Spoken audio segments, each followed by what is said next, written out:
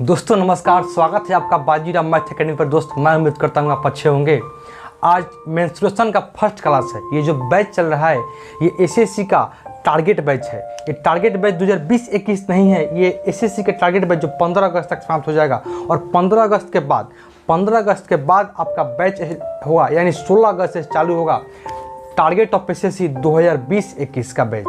उस बैच में आपका जीके, मैथ, इंग्लिश और करंट के साथ साथ आपको रीजनिंग, ये सभी सिलेबस को समाप्त कराया जाएगा। और भी टाइम बाउंडेशन में लगभग 6 से 7 मंथ में आपका सभी सिलेबस समाप्त हो जाएगा। अगर अभी तक आप टेलीग्राम चैनल को ज्वाइन नहीं किए हैं तो नीचे डिस्क्रिप्शन में लिंक होगा, उसको ज्वाइन कर लीजिएगा, क्योंकि आपको टेलीग्राम चैनल पर ही सभी क्लास का अपडेट मिलेगा और साथ साथ आपको PDF भी वही चैनल पर मिलेगा, यानी टेलीग्राम पर ही मिलेगा। इसलिए दोस्त आप इस चैनल को सब्सक्राइब कर दीजिए। सब्सक्राइब नहीं किए हैं तो सब्सक्राइब कर दीजिए, क्योंकि यहाँ पर सभी चीज़ें PDF फाइल क्लास फ्री में अवेलेबल कराया जा रहा है। कोई चार्ज नहीं है। आपको जब फ्री मिला है तो आपका भी एक दायित्व बनता है कि वीडियो को ज़्यादा से ज़्यादा शेयर कीजिए। जैसे आपको तो फ़ायदा हो रहा है, साथ साथ किसी और बच्चे, किसी और मेरे भाई, किसी और बहन को भी इस चीज़ का फ़ायदा हो। मैं जो जानकारी आपको दे रहा हूँ वो जानकारी सिर्फ आप अपने तक सीमित न रहें, आप अपने माध्यम से किसी दूसरे को बताएं, या आप मेरे चैनल के बारे में बताएं कि बाजीराव मैथ एकेडमी एक ऐसा चैनल जिस पर आपको सभी क्लास प्रोवाइड कराया जाएगा 2020-21 टारगेट का, एसएससी का। आइए दोस्त शुरू करता हूँ बिना देरी किए। मेंस्ट्रुएशन का फर्स्ट क्लास होगा। अगर आप फर्स्ट क्लास मिस कर रहे हैं तो समझ जाइए कि आप सेकंड क्लास में कुछ ना कुछ कंसेप्ट छोड़ दीजिएगा। फिर अगर सेकंड मिस कर रहे हैं तो थर्ड में कुछ ना कुछ कंसेप्ट छोड़ दीजिएगा। इसलिए कोशिश कीजिए कि आप पार्ट 1 से, यानी आज पहला दिन है, आज से देखते हुए शुरू करें और पूरी अंत तक देखें। देखिएगा मैं कैसे कैसे लॉजिक, कैसे कैसे ट्रिक्स को बताऊँगा, ध्यान समझिए। आज बताऊँगा मेंस्ट्रुएशन का फर्स्ट पॉइंट है आपका सर्किल। इसका हिंदी होता है ब्रीथ। अच्छा देखिएगा, आप कभी भी आपके बोर्ड पर, यानी व्हाइट बोर्ड या कुछ भी बोर्ड हो, 2D फिगर में देखिएगा ये सर्किल और आपको जो ब्रीथ बनता है वो दोनों लगता है एक ही है, सर्किल और गोला। अगर ये ब्रीथ है तो हम अब पढ़ाएंगे आपको गोला, तो गोला का भी फिगर ऐसा ही बनाएंगे। तो आप कहिएगा ब्रीथ और गोला में क्या अंतर है? जी अंतर है। अंतर आपको दिखाई नहीं दे रहा है क्योंकि यह व्हाइट बोर्ड पर है। अंतर दिखाई देगा कब? जब आप बनाइएगा 3D फिगर में, तब अंतर देगा। ये 2D फिगर में इसलिए आपको पता नहीं चल रहा है। देखिए जैसे फुटबॉल होता है वो एक गोला का रूप है, फुटबॉल होता है वो गोला का रूप है, और जो गाड़ी के चक्का होता है ना वो एक ब्रीथ का शेप है। ब्रीथ यानी किसी भी गाड़ी के चक्का, साइकिल के चक्का हो वो ब्रीथ का शेप है, और जो फुटबॉल होता है वह गोला का शेप है। अभी हम बता रहे हैं ब्रीथ, सर्किल। अच्छा गोला को मिटा दे रहे हैं। अब बात आता है सर्किल होता है, सर्किल का होना, एक फोटो बनेगा सर्किल का, ब्रीथ का। अच्छा मान लीजिए साइकिल के चक्का है, साइकिल के चक्का में देखिएगा बीच में एक धुरी होता है जिसको हम लोग बोलते हैं धुरी, यानी एक्सिस बोलते हैं। इसी एक्सिस को, वो एक्सिस होता है वह चक्का का बीच पॉइंट में होता है। ऐसा बात नहीं है कि यहाँ पे चक्का है गोल साइकिल का, उस चक्का एक्सिस जो है धुरी हो, वो धुरा जो हो वह चक्का का रिंग के पास हो, कहीं हो, लेकिन ऐसा नहीं है। वो धुरी कभी भी होगा, चक्का जो तो उसे बीच सेंटर पर रहता है, उस सेंटर को हम बोलते हैं केंद्र, यानी इसी को बोलते हैं हिंदी में हम सेंटर। क्लियर? अच्छा ये हो गया केंद्र। इस देखिए कभी कभी वो रिंग हो, जो केंद्र होता है, जो एक्सिस होता है चक्का का, उस चक्का के एक्सिस से ऐसे कुछ स्कोप बाहर निकला रहता है। बहुत सारा स्कोप रहता है, पता नहीं कितना होता, काउंट कभी नहीं किए होंगे, आप किए होंगे तो पता होगा। ये जो स्कोप होता है वह स्कोप को हम लोग बोलते हैं मैथमेटिकल लैंग्वेज में, उसको मैथमेटिकल लैंग्वेज में बोलते हैं हम लोग रेडियस। इसको हिंदी में बोलते हैं त्रिज्या। अच्छा ये त्रिज्या है। अच्छा एक और चीज़ बताता हूँ इसी सर्किल में। अच्छा आप देखिएगा सर्किल जो ये रिंग है, इस गाड़ी चक्का का रिंग है, इस रिंग के ऊपर कुछ टायर लगा रहता है, रबड़ का ट्यूब लगा रहता है, टायर लगा रहता है। इस टायर को हम मैथमेटिकल लैंग्वेज में बोलते हैं परिधि, यानी सर्कमफ्रेंस। इसका हिंदी होता है परिधि, हम लोग बोलते हैं इसको परिधि मैथमेटिकल लैंग्वेज में, परिधि। इसका इंग्लिश होता है जो सर्कमफ्रेंस, CIRCUMFERENCE,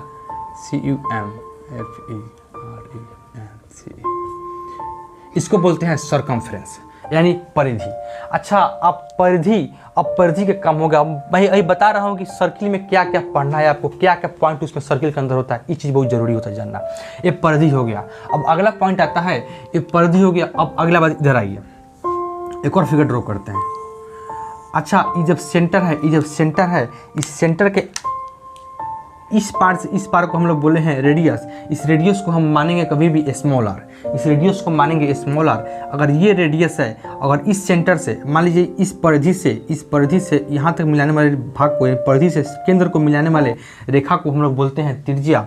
अगर इस परिधि से अगर केंद्र से होते हुए एक और रेखा गुजारा जाए, तो अगर ये भी आर है तो ये दोनों आपस में सेंटर पर नहीं है, ऐसे यहाँ मान लीजिए सेंटर यहाँ पर है, अब अलग अलग पार्लर है हम, ए आर है तो ए भी आर होगा। अच्छा इस पूरी पार्ट को मान लीजिए अगर ये यहाँ पे ए पॉइंट है तो यहाँ पर बी पॉइंट है, ये ओ है, ये ओ केंद्र है, ये सेंटर है। इस ए बी को क्या बोलेंगे, इस केंद्र से यानी इस परिधि से इस परिधि को मिलाने वाली रेखा जो केंद्र से होकर गुजरे इसको बोलते हैं हम लोग व्यास,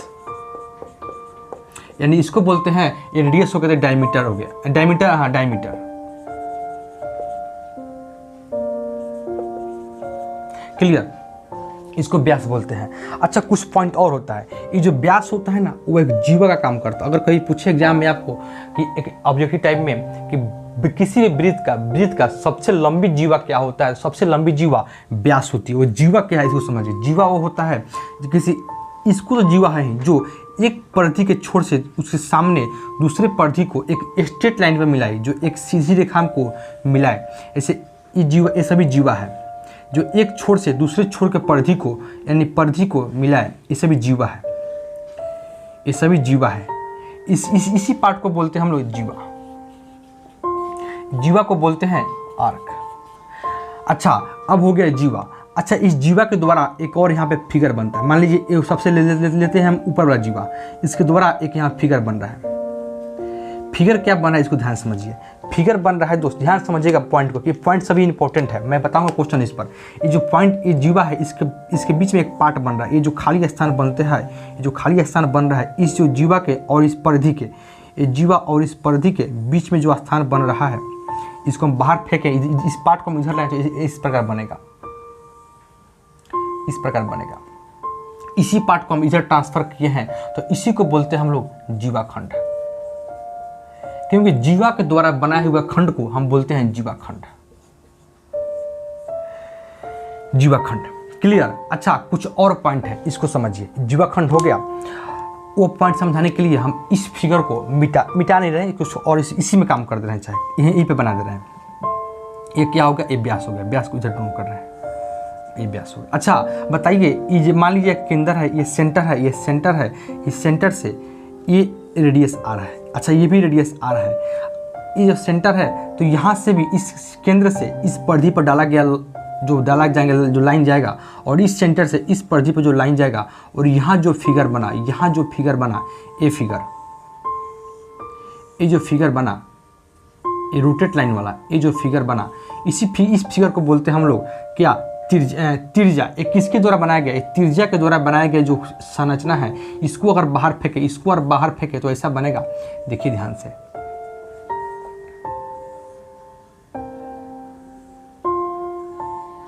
ये सेंटर हो गया और ये वाला पार्ट यहाँ पर, इसी पार्ट को बोलते हैं हम लोग, जो बनता है त्रिज्या से, इसको बोलते हैं त्रिज्यखंड, सेगमेंट। एक सेक्टर बन गया, एक त्रिज्यखंड हो गया। अच्छा देखिए त्रिज्यखंड बन गया।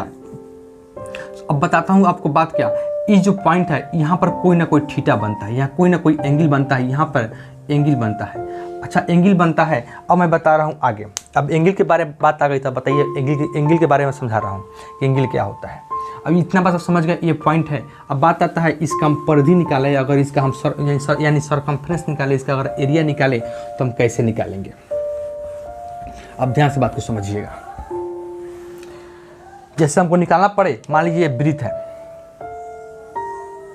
अगर इस वृत्त का एरिया का मतलब हो गया इस परिधि के अंदर जितना पार्ट है, इस परिधि के अंदर जितना पार्ट है, इसी पार्ट को हमको निकालना है, इस सभी भागों को हमको निकालना है, इसी भाग को हम बोलते हैं एरिया। एरिया का हिंदी होता है क्षेत्रफल।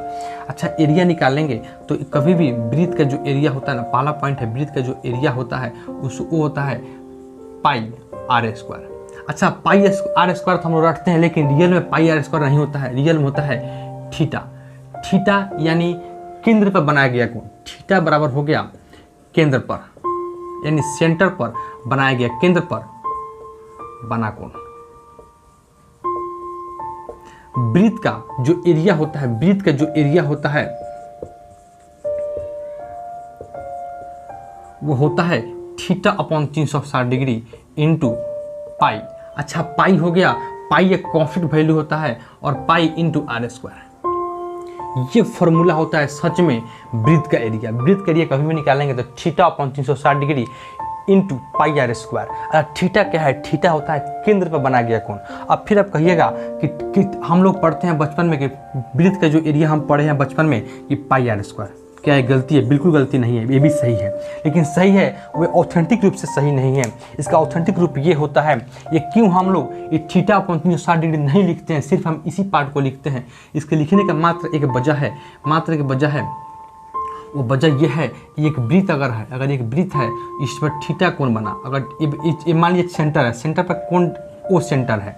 अच्छा, ओ सेंटर है, किसी पे केंद्र पर बना कोण कितना होता है? 360 डिग्री होता है। 360 डिग्री होता है तो हम इसका एरिया निकालेंगे तो इस केंद्र पर बना कोण थीटा बराबर होता है केंद्र पर बना कोण। केंद्र पर कितना बनता है कोण? किसी भी सर्किल में केंद्र पर बनता है, सेंटर पर बनता है 360 डिग्री का कोण। तो 360 डिग्री पर पुट करते हैं थीटा के बराबर और नीचे 360 डिग्री अपना रहेगा इंटू पाई और आर स्क्वायर। कब? जब इसका रेडियस कितना हो? आर हो। तो 360 है, 360 खत्म हो, बच जाएगा 1। जब पाई आर स्क्वायर में 1 से इंटू करेंगे तो बच जाएगा मेरे पास पाई आर स्क्वायर। इसीलिए इस पाई आर स्क्वायर को हम लोग याद करते हैं, इसको भूल जाते हैं। लेकिन इसी पार्ट को जब हमको एंगल 360 ना बनकर 360 से कम बने तब क्या होता है, तो तब हम इसको याद करते हैं। लेकिन आप कोशिश कीजिए इस पार्ट को इसी में याद करने का, ताकि आपको कभी कन्फ्यूजन ना हो। अगर मान लीजिए ए वृत्त हो गया, यहाँ पे सेंटर है। अच्छा, सेंटर है, अगर इस प्रकार कोण बने, अगर हमसे पूछे कि इस पार्ट का एरिया बताइए, ये जो पार्ट है ना, इस पार्ट का एरिया बताइए हमको, इस पार्ट का, तो हम करेंगे क्या? सबसे पहले पता करेंगे इस पर कितना डिग्री कोण। मान लीजिए पर 60 डिग्री का कोण बना। अगर इस पर 60 डिग्री का कोण बना, इसी को बोलते हैं सेगमेंट यानी तिर्यखंड। त्रिज्या के द्वारा बनाया गया जो खंड बना, इसी को बोलते हैं तिर्यखंड। इसका एरिया कैसे निकलेगा? तो इसका एरिया निकालने के लिए कि आप यहाँ पे देखिए, हम बोले थे एरिया बराबर होता है theta into 360 degree into pi are square. यानी मान लीजिए इसका रेडियस आर है। अगर रेडियस आर है तो थीटा कितना है? थीटा 60 डिग्री है। थीटा यानी केंद्र पर बना कोण, थीटा यानी केंद्र पर बना कोण कितना है? तो 60 degree into 360 degree into pi are square. 60 से जाएगा 6 बार में, यानी बच गया हमारे पास 6 इंटू पाई आर स्क्वायर। आप कहिएगा पाई का वैल्यू पुट कर सकते हैं, नहीं पुट कर सकते, अलग मसला है। लेकिन आपको ऑथेंटिक रूप से यानी आपको थ्योरेटिकल रूप से ये सही है। पाई का वैल्यू पुट कर सकते हैं तो कर सकता है। अब पाई का वैल्यू नहीं पुट कीजिए अलग मसला है। लेकिन आपको 6 इंटू पाई आर स्क्वायर आपका इसका आंसर हो गया। अच्छा, कभी कभी पार्ट ऐसा भी आता है, समझिए बात को। अब मैं इसको मिटा रहा हूँ। अच्छा, अगर इसी वृत्त को हम इतना ना काट कर इतना काटे, आधा ले लें, यहाँ सेंटर है। अगर हमको कल को पूछे कि इसका एरिया निकालिए, तो कैसे निकलेगा? इसका एरिया निकालने के लिए हमको एक काम करना पड़ेगा।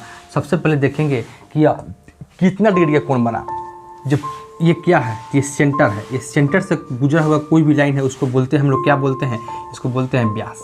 अच्छा, व्यास बना। जो पूरा एंगल में बनता है, जब वृत्त के केंद्र बनता है 360 डिग्री, जब व्यास है तो व्यास इस केंद्र को 2 बराबर भागों में बांटता है, यानी 180 ऊपर होगा और 180 नीचा होगा।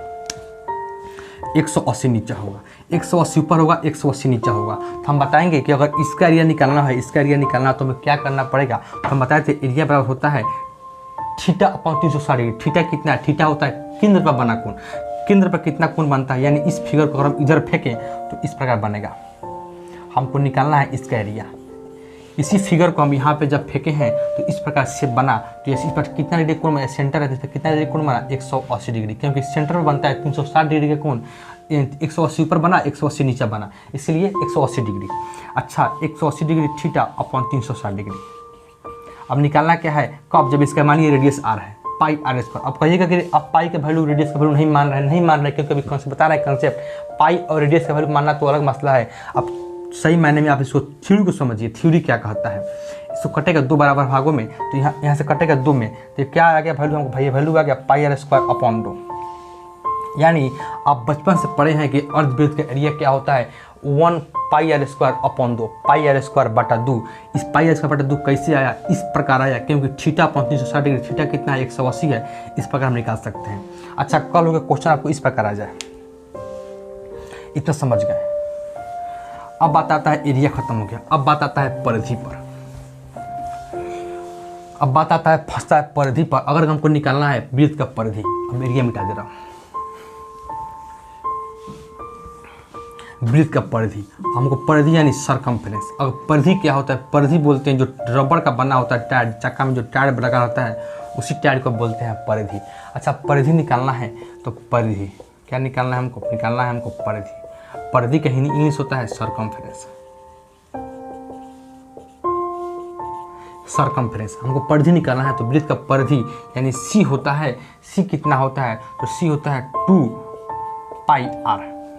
2 पाई आर यानी इस परिधि को, इस रेडियस तो अपना जो पाई है वो तो कांस्टेंट है, पाई कांस्टेंट है। यानी जब त्रिज्या को दोगुना कर देंगे, त्रिज्या को दोगुना कर देंगे और पाई से इंटू कर देंगे तो हमारा सरकमफ्रेंस निकल जाएगा। कब? जब त्रिज्या को दोगुना कर देंगे। अच्छा, जब हमको कहे कि अर्धवृत्त का परिधि निकाले, परिधि यानी पूरी पार्ट का भाग, पूरी पार्ट, ये पूरी पार्ट को जब काउंट करेंगे तो कितना निकलेगा? पाई बराबर सरकमफ्रेंस बराबर 2 पाई आर, यानी त्रिज्या को दोगुना करिए। अच्छा, अगर हमको पूछे कि ये तो हो गया वृत्त का, अगर हमसे पूछे कि अर्धवृत्त का बताइए, अर्धवृत्त का क्या होगा? तो अर्धवृत्त का क्या होगा? इसको समाने के लिए यानी सेमी सर्किल,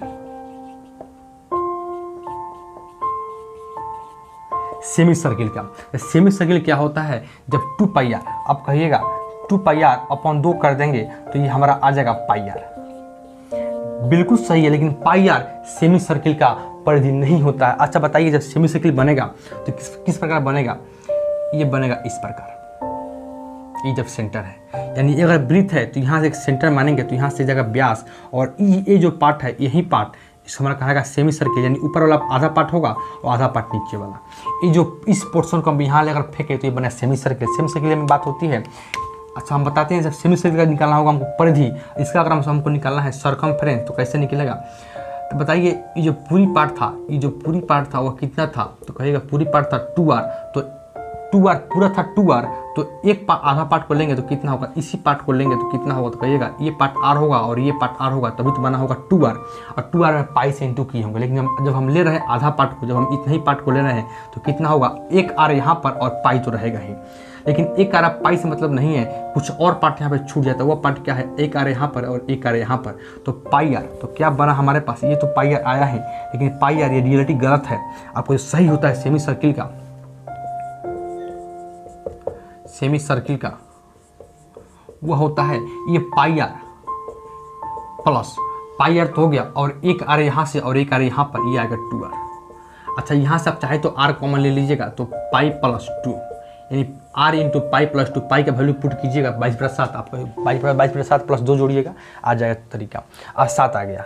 अगर हमको कल को एग्जाम पूछता है, अगर हमको कि बताइए, अगर किसी वृत्त की, मिटाता हूँ इसको, अगर किसी अर्धवृत्त का अगर रेडियस कितना है? रेडियस अगर 7 है, हमको निकालना है इसका सेमी सर्किल, यानी सेमी सर्किल है। सेमी सर्किल का क्या होता है? पेरीमीटर। ये क्या है? पेरीमीटर है, ये परिधि है। पेरीमीटर नहीं है, सरकमफ्रेंस बोलते हैं। पेरीमीटर से दूसरा कुछ होता है, इसमें बोलते हैं सरकमफ्रेंस, क्योंकि ये सर्किल में बनता है सरकमफ्रेंस, परिधि। अच्छा, अगर हमको पूछे कि रेडियस 7 है, इसका बताइए हमको परिधि क्या होगा? तो परिधि क्या होगा समझिए। परिधि निकालने के लिए हमको बताए थे कि r into pi plus 2, r कितना है? 7 है, पाई 22/7, 22/7 प्लस 2, 7 दूनी 14 और 22 जोड़िएगा तो कितना होगा? 36 होगा। 7 इंटू 14 और कितना होगा? 36 होगा, इंटू 7 से जाएगा बाहर, आएगा बाहर 36। यही मेरा आंसर हो जाएगा। क्लियर?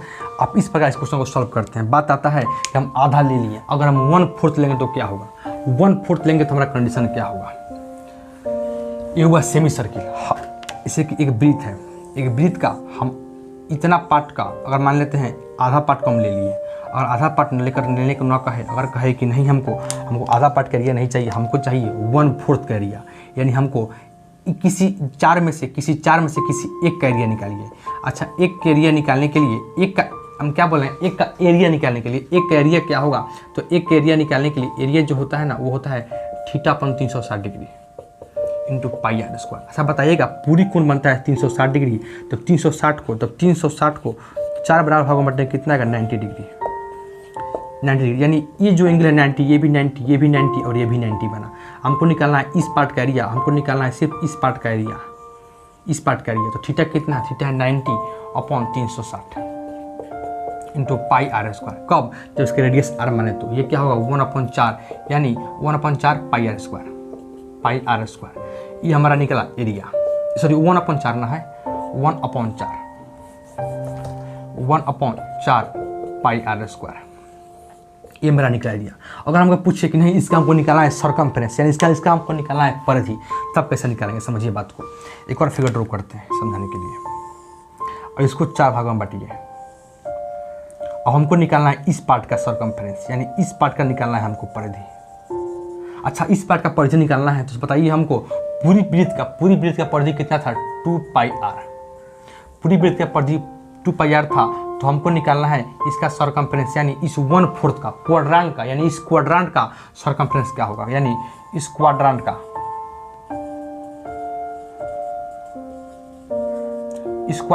सरकमफ्रेंस।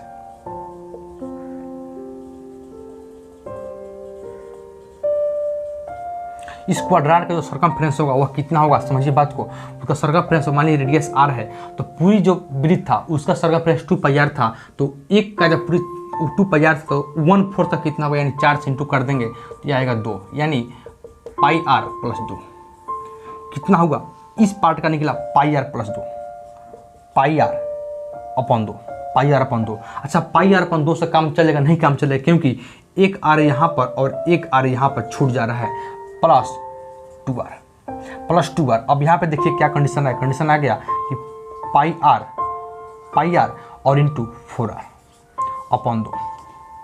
आप चाहे तो यहाँ से r कॉमन ले लीजिए, r कॉमन लीजिएगा तो फार्मूला क्या बनेगा, तो फार्मूला बनेगा यहाँ से, आपको इधर लिखता हूँ फार्मूला, तो r यहीं कॉमन लीजिएगा तो बनेगा पाई प्लस 4 अपॉन 2। इस प्रकार हम इस फार्मूला को ड्राइव कर सकते हैं, पाई का वैल्यू पुट कीजिएगा आंसर आ जाएगा। खैर अब मैं इस पर कुछ क्वेश्चन कल कराऊंगा और इसे बेहतर तरीक़ा से कुछ बताऊंगा, कंसेप्ट लेकिन बताऊंगा कल। आप इस वीडियो को आखिरी तक बने हुए होंगे तो बेहतर है, नहीं बने होंगे तो आप समझें, क्योंकि मैं अपना थ्योरी कुछ बेहतर ढंग से बता दिया है। इस पर कुछ क्वेश्चन आता है, उस क्वेश्चन को मैं कल कराऊँगा, क्योंकि क्वेश्चन आज भी कराऊंगा तो वीडियो काफ़ी लंबा हो जाएगा। क्वेश्चन बेहतर क्वेश्चन है, वो आपको एग्जाम पॉइंट ऑफ व्यू से काफ़ी बेहतर होगा। इसलिए दोस्त मिलता हूँ मैं अगले क्लास में, तब तक के लिए नमस्कार।